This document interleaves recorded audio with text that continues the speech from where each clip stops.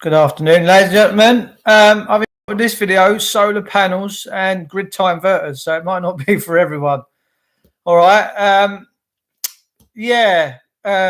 It's probably worth a watch because it's been a tough lesson, solar. Let me tell you. I'm going to go through the different types of applications. And in truth, I wish I'd studied it a bit harder before I cracked on. Okay.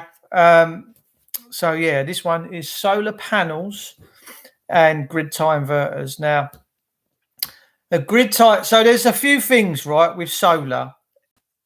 If you have a government scheme installation, then there's two meters involved, a generation meter and your normal meter coming into your house. Now, what happens is you normally get a calculation of the trade-off between the two.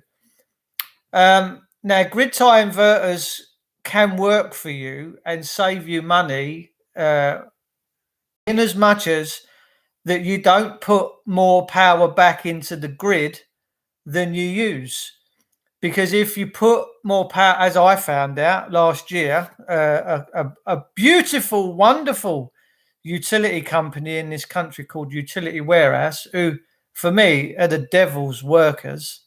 Nasty people, nasty, horrible. No, I only deal with nice people, but these people that run these corporations, let me tell you, they are something else. They really are. So let's say, for instance, you've got 2,000 watts running in the day, like your fridge, freezer, and your dishwasher and stuff. Then a small grid tie system probably is all right. But the problem is, if you don't do it through the generation meter, where you feed it back into the tariff, like I've got 92 solar panels. I've got 12 kilowatts of solar, which I've had to disconnect at the minute because it was clocking up on their meter. And boy, have I paid the price. Really, really, really paid the price. So unless you're completely off-grid and you use off-grid inverters, and then during the winter months, you're going to have to be topping that up with a little diesel generator or a petrol generator or something like that.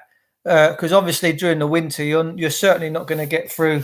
It's fine. I mean, today's beautiful. I mean, I've got my t-shirts on. I'm out there. It's red hot today.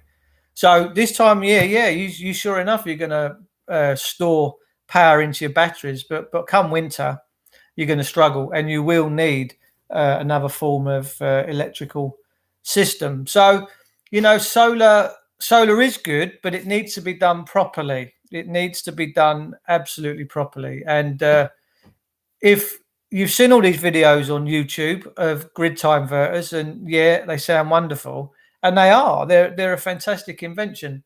But the problem is, you run the risk of running up a big bill, especially if you've got a good few thousand watts of inverters. You really, really do.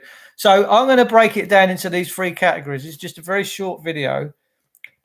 Solar through the government scheme and their generation meters and their tie-in stuff. That's one avenue, but I detest government, so that's not really an option for me. Or the only other way you can have solar to run your house is if you've got outbuildings and some other bits and bobs. You might want to consider running them alone on solar if they just have lighting circuits and stuff. You might want to put some solar panels and some battery banks into them.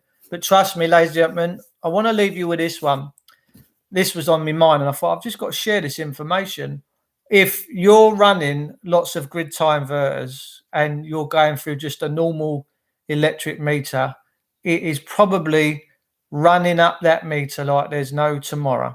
Okay, that's what it did to me last year. And the energy company I was dealing with, Utility Warehouse, I would ask people to avoid them like the plague. You remember the plague? Very nasty thing, the plague. So avoid it like the plague. So that's my little very brief synopsis on solar power. And I hope it really, really helps you. Trust me.